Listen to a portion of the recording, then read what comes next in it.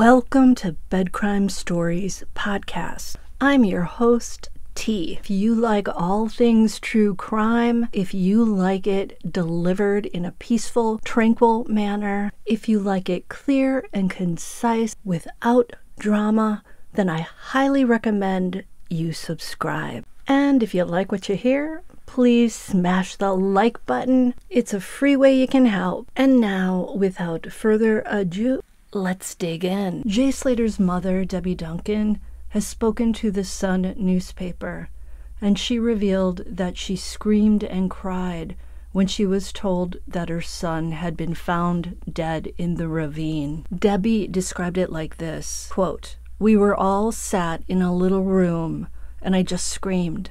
I don't really remember what they were saying. I wanted to see him, but it wasn't possible. I was just in a state. They hadn't formally identified him then. They just said that human remains, and we believe it could be Jay.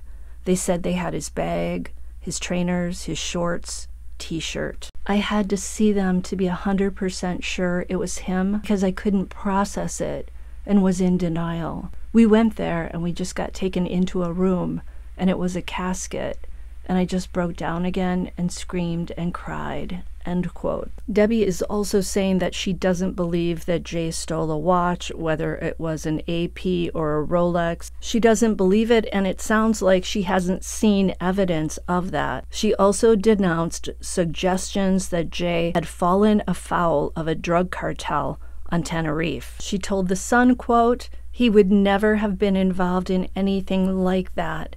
He had only been in Tenerife 3 days and was at a festival with friends which had wristbands, security, and an itinerary.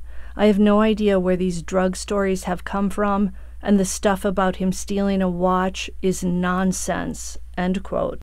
This tells me that it's likely that when they looked at Jay's possessions, this expensive watch was not among them. So either Jay did not steal a watch, or somehow that watch, if it was stolen, disappeared before Jay's body was found in the ravine. I suppose some people might say, well, then maybe one of the searchers took the watch. Debbie also said there were 2 Snapchats talking about a watch. One called it an AP, and one called it a Rolex. Take a listen. Been mentioned was another snap thing which Jay apparently sent to Lucy, which was a snap saying that he'd stolen a 12 grand watch. There were apparently 2 pictures of Jay. One, when you look at it, well, when I look at it as his mother, it was like, was he even conscious? It's dark, he's got a pair of sunglasses on. There's a caption across his mouth saying, "Stolen an AP watch." I don't know where that came from. There's a picture of a still of Jay with this caption about an AP watch. You can see his arms up. You can't see his hand. You can see his arm. You see a little bit of his hand. There's no watch on his wrist, by the way. And then there's another, I don't know how many seconds it is, of not Jay, but a guy driving a car with another caption, "Stolen a Rolex watch." And then apparently this was posted into a chat back in the UK, and they were all like, what's this that Jay's just put in our group chat randomly from Tenerife? There were no other conversation, just this quick few second snap. So I have no idea what that's about, or was there somebody else sat outside of him with his phone? I've no idea. One of the things we've touched on is the drugs trade, and people have suggested that he fell foul of a drug smuggling gang or cartel. What's your reaction to that? That was made up the sick people putting voiceovers and, the video of him on the dance floor, and he's dropped a bag of drugs, and they've had to take Jay to forfeit this bag of drugs being lost, and it was just ridiculous. So clearly, the family does not buy into any of these conspiracy stories, and it sounds like they believe it was a tragic accident, and it also sounds like Debbie Duncan feels like her son was under the influence of some substance. Debbie went on to say, the people saying stuff about him didn't know Jay and they didn't know us. He hasn't been here to defend himself against all these horrible stories that were going all around the world about him. Debbie also made it clear that she hadn't heard about the GoFundMe until the page was already set up. She told The Sun, quote, I did not know anything about GoFundMe and did not know what it was. We were only told about it by Lucy when we were at the police station. We have had all these people slagging me off about a GoFundMe that I didn't ask for. I said, so I don't want to use it and didn't want to touch it. And the only things it's been used for are some accommodation costs, the dog team that came over, some repatriation costs, which are still ongoing. I've been speaking to GoFundMe virtually every day, and they have been amazing and so supportive. They know the money has not been misused and have been telling me I don't have to explain what every last penny has been used for. Debbie also said that Jay was found guilty by association over the attack that left him with a conviction. That was the gang attack on a guy named Tom Hilton. That attack took place in 2021, and victim Tom Hilton was left with a head wound after he was attacked by a group of young guys with weapons, including a golf club and an axe. Tom spoke out after Jay went missing, and even he urged trolls to leave the Slater family alone and allow them to focus on looking for Jay. Jay's mom said that Jay did not harm Tom, but was convicted of violent disorder after witnessing the assault.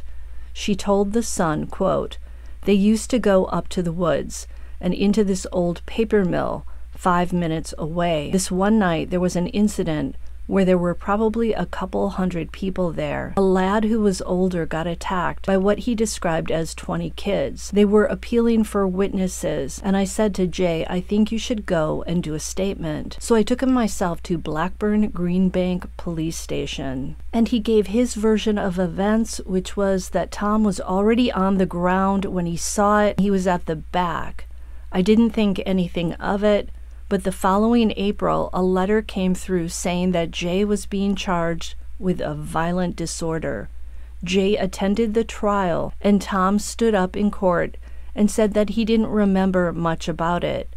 But Jay was kind of found guilty by association, and I don't think he struck a blow or harmed Tom. I would just say that loads of kids get into trouble when they're younger. There's grown men, dads, granddads, who get done for violent disorder, for a fight that breaks out, say outside a football stadium most weekends, but because Jay is in the limelight, they just want to say everything bad that they can say about him, but they don't know Jay and are dragging up all things that they don't even know about. They don't know his background and his upbringing with a lovely family. He was a lovely boy and wasn't a bad person.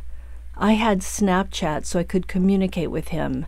He had a French bulldog, Buster, and he would be sending me snaps when he was out with the dog. We also described the final phone call that she had with her son, Jay.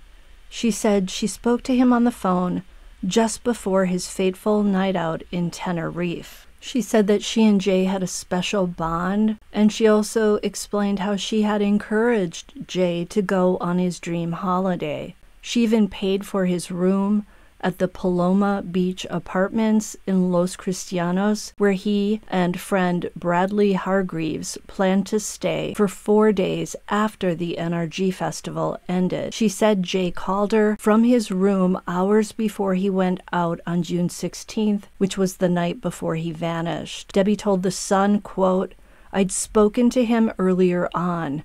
They'd just been chilling at their apartment, and Jay had said he'd burnt his shoulder. I'd packed him off with some aloe vera and said, make sure you put that on, and said what you're doing. He said he was not going mad and was going to have a few drinks. He used to call me mother and said, I love you, mother. I used to say, I love you, my boy. That was the last things that we said to each other. Thank God. I'm just glad that we spoke to each other that night. Debbie went on to describe Jay as a popular and loving lad. She said that Jay was always full of fun and smiling, and she also added that he deserved every bit of what he had at his funeral, with people paying tribute, and none of the abuse he has had. She said, I'm still trying to process everything, really, and it's hard to explain how I feel. Jay was 19 with the world at his feet. He was coming back to a good job and was about to take his driving test. He was a normal lad. She also revealed that she'd been sent thousands of messages, pictures, and videos, including disgusting mock-ups of her son being tortured. Now that is incredibly cruel, and I hope that they find the people that did that, because they belong in jail. She went on to say, quote, I have been terrorized by trolls. I have tried to block it out, but you can't. However, if I had paid attention to all of them, I'd be in a padded cell. Debbie even shared a memory from before he went to Tenerife. She said that Jay took her to see the Bob Marley film, One Love. She went on to say Jay was just a lovely boy with a massive personality. Everybody just loved Jay, being in his company, family, friends, and work. And then Jay's brother, Zach, added, Jay was the best little brother anyone could ever wish for. Always smiling, always happy, just laughing, the life and soul of the party, end quote. I have to say, it is nice to hear positive things about Jay. He has been painted as something of a villain because of that attack on Tom Hilton, and also because of those Snapchat and the alleged stolen watch. This gives us a chance to see Jay through the eyes of his family, especially through the eyes of his mother and his brother. I'm getting the feeling that they are not going to push too hard to have the police look into any of these conspiracies. It sounds like they're satisfied with the accident theory. It sounds like Jay's mother does think perhaps he was on some substances, so she's admitting that he looked like he was pretty much out of it. And now I'm going to read you a handwritten letter that was sent to Debbie Duncan's home address on the morning of her interview with the Sun newspaper. This is from a very cruel troll. The letter reads, Dear Miss Duncan, why bother to go to all that fuss for a young man who was a druggie and behaved so badly in court, laughing and joking? Believe it or not all young men behave that way. I've brought up 3 young men now, all in their 20s. Decent, no drinking or smoking, all been to university, and the main thing, properly brought up, with properly spelled in all caps. What will you do with all that money, foolishly donated by idiots who respond to the begging GoFundMe? Stupid. No doubt we will never be told. End quote. Another message sent to the family reads, I'll give you one warning. Your son won't be coming back. He owes us enough effing money. Kiss goodbye to him. Debbie said that when she and Zach touched down in Tenerife, her phone pinged with that first sick message about her son. The one about, you'll never see your boy again. He owes me all this money. And Debbie said, quote, and I thought, well, what is going on here? We've only just arrived in Tenerife. What the hell? The message was the first of thousands that Debbie and her family were subjected to. Debbie told The Sun as she fought back tears, quote, the first week was all a blur. I was in a hotel room in Tenerife and looking for Jay, and I was getting terrorized by trolls. There were calls with people saying, we know where Jay is. He's done this, he's done that. Some were from people screaming Jay's name or saying he had been stabbed on a beach. And oh my God, the stories, they were just unreal, absolutely unreal. People were saying, he's in a hole, he's chained up. It was just disgusting, absolutely disgusting. I wouldn't wish it upon anybody. The torment that I've had to go through and that I'm still going through. She did admit, however, that she and her family were, quote, sucked into some conspiracy theories as they desperately clung to the hope that Jay was alive. She said, quote, I wanted to believe that he'd been chained up because at least that way I knew that he would still be breathing somewhere. I wanted to believe that he'd been kidnapped and he was being held because I thought, well, that would mean he's alive somewhere. You know, anything. As horrible as it was, I just thought, well, he might be breathing somewhere. We were sucked into it. End quote. She also found his passport and travel money in the apartment when they arrived in Tenerife. She said, quote, I had his passport with me, and the idea that Jay would be watching the Euros in a bar was ridiculous. He would never do that without telling me. He loved his family, and I don't remember a time he was uncontactable.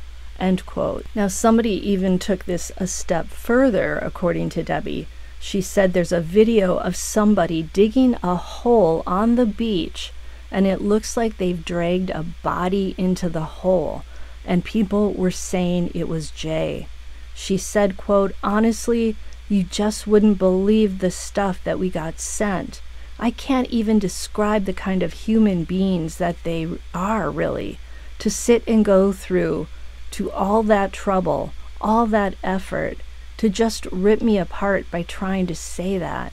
It's disgusting, it really is. We've had a lot of people with northern accents. We're from the north of England, and all you're doing is just throwing abuse at this family who you know nothing about. They should be supporting us. End quote. Somebody apparently even contacted Jay's brother, who is a steel industry worker, and the brother was sent a message on Instagram that said, if Jay Slater is your brother, you will never find him where he's buried. End quote. And when Zach looked into the account that had sent it, it was from a Ukrainian soldier fighting in the country's war with Russia. Zach said, quote, it was unbelievable and so sick. The family said most of these vile messages came from Britain, but they also had contact from people in Spain, Australia, Germany, and America. And the police are saying that they will investigate one message from a 15-year-old Brit who contacted Debbie to claim that she had done in Jay. And then I read you that handwritten letter. That was from a writer in Birmingham. And apparently it wasn't addressed properly. The envelope didn't have the right address, but the postman, who's a family friend of Debbie Duncan's, delivered it in good faith, thinking it was a card from a well-wisher. Duncan is quoted as saying this, that is the first time I've received something that somebody has actually sat and wrote about Jay in a letter. Of course, they don't have the courage to reveal who they are. I just really hope something bad happens to some of these nasty people. I really do. My hometown is full of love, but I am just destroyed by some of this nastiness. And Debbie is now vowing to campaign for tougher action on trolling. I think that's a good thing. She said, I won't do it immediately as I'm grieving, but it's something that I would definitely like to pursue. I just don't know how people can get away with destroying people. I'm going to end it there for today, and I will see you guys next time on Bed Crime Stories. Love y'all. Been mentioned was another snap thing which Jay apparently sent to Lucy, which was a snap saying that he'd stolen a 12 grand watch. There were apparently two pictures of Jay. One, when you look at it, well, when I look at it as his mother, it was like, was he even conscious? He's got a pair of, it's dark, he's got a pair of sunglasses on. There's a caption across his mouth saying, stolen AP watch. I don't know where that came from. There's a picture of a still of Jay with this caption about an AP watch that's, you can see his arms up, you can't see his hand, you can see his arm. You see a little bit of his hand. There's no watch on his wrist, by the way. And then there's another, I don't know how many seconds it is, of not Jay, but a guy driving a car with another caption, stolen a Rolex watch. And then apparently this was posted into a chat back in the UK, and they were all like, what the hell's, you know, what's this that Jay's just put in our group chat randomly from Tenerife? There were no other conversation, just this quick few second snap. So what I have no idea what that's about, or was there somebody else sat outside of him with his phone? I've no idea. One of the things we've touched on is the drugs trade, and people have suggested that he fell foul of a drug smuggling gang or cartel. What's your reaction to that? That again, that was made up TikToks, wasn't it? Sick people putting voiceovers, and you know, the video of him on the dance floor, and he's dropped a bag of drugs, and they've had to take Jay to forfeit this bag of drugs being lost, and it was just ridiculous.